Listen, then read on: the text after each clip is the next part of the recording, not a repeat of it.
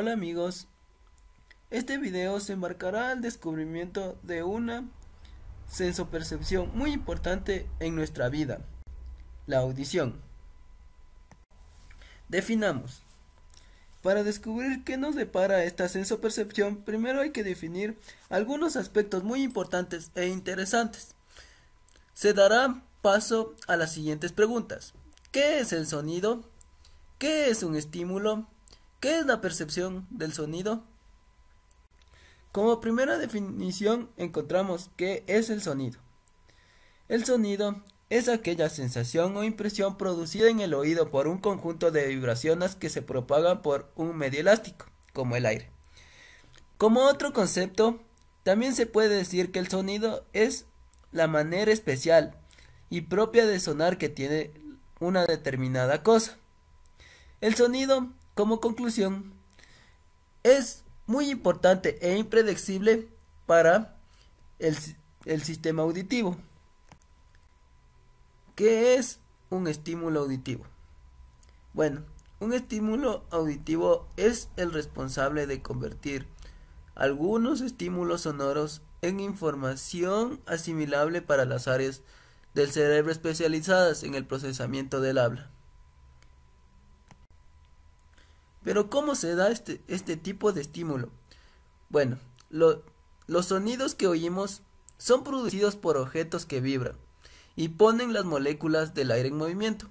Cuando un objeto vibra, sus movimientos provocan que las moléculas del aire se condensen, se separen y produzcan ondas que viajen desde su objeto vibrante y estimularán a las células receptoras de nuestros oídos y serán percibidas como sonidos.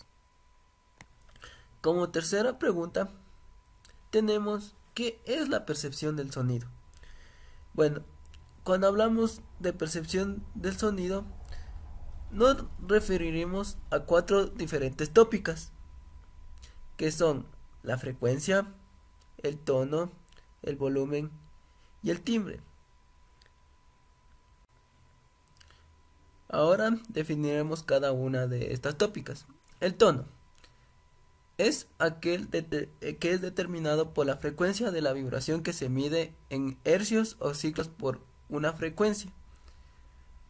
El volumen, función de la intensidad de las ondas sonoras.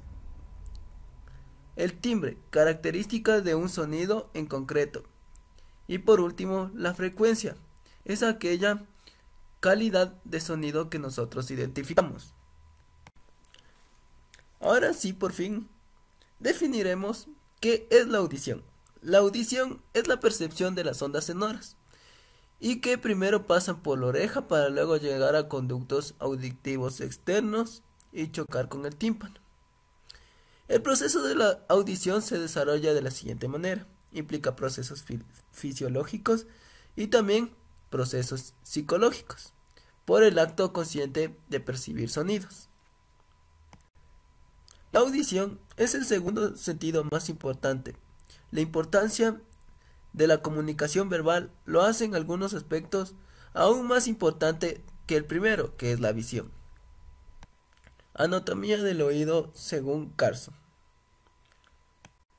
En Carson podemos ver que existe topográficamente 3 áreas importantes: el oído externo, el oído medio y el oído interno. Anatomía del oído externo. El oído externo, que incluye el pabellón de la oreja y el canal auditivo externo, está separado del oído medio por una estructura en forma de disco llamada membrana timpánica, tímpano. El pabellón auricular se une a la cabeza mediante la piel y se compone principalmente del cartílago, y su función es ayudar a reunir las ondas sonoras y hacerlas pasar por el canal auditivo externo. Este mide aproximadamente 2,5 centímetros y termina en la membrana timpática. La piel del conducto tiene glándulas especializadas que secretan una sustancia seria, amarillenta, el cerumen. Anatomía del oído medio. El oído medio se encuentra excavado en el hueso temporal, el que es denominado caja del tímpano. El oído medio es una cavidad llena de aire que contiene tres huesecillos, el martillo, yunque y estribo, los cuales se manifiestan en su sitio y se mueven mediante articulaciones y músculos y ligamentos que ayudan a la transmisión del sonido. En la pared que separa el oído medio del interno hay dos orificios pequeños, la ventana oval y la redonda. La base del estribo se asienta en la ventana oval, por donde se transmite el sonido del oído interno. La ventana redonda proporciona una salida de vibraciones sonoras. La trompa de Eustaquio, de aproximadamente 1 milímetro de ancho y 35 milímetros de largo, conecta el oído medio con la nasofaringe y su función es igualar la presión del oído medio con la atmósfera. Y por último encontramos la anatomía del oído interno. El oído interno se encuentra alojado profundamente en el hueso temporal y está formado por una serie de estructuras complejas que se encargan de la audición y el equilibrio del ser humano. La cóclea y los canales semicirculares constituyen el laberinto óseo. Los tres canales semicirculares, posterior, superior y lateral, intervienen en el equilibrio. La cóclea es un tubo óseo en forma de caracol. El techo de la cóclea está revestido por la membrana vestibular y el suelo por la membrana basilar, la cual descansa sobre el órgano de Colti, que es el responsable de la audición. Dentro del laberinto óseo se encuentra el laberinto membranoso, sumergido sobre un líquido llamado perilinfina.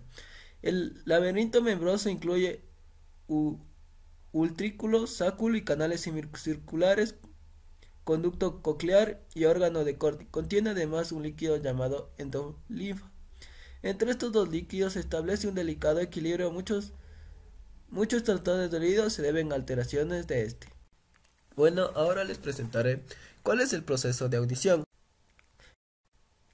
¿Cuál es el proceso que sigue el sonido desde que llega el cerebro a nuestros oídos hasta que es interpretado por el cerebro? Esto será simplificado en 6 sencillos pasos que serán demostrados posteriormente. El primero, el sonido es recogido por el oído y canalizado a través del canal auditivo externo hasta llegar al tímpano. El tímpano convierte el sonido entrante en vibraciones. La cadena de huesecillos, que son el martillo, yunque y estribo, empiezan a moverse, transfiriéndoles estas vibraciones a la cóclea, también conocidas como el caracol.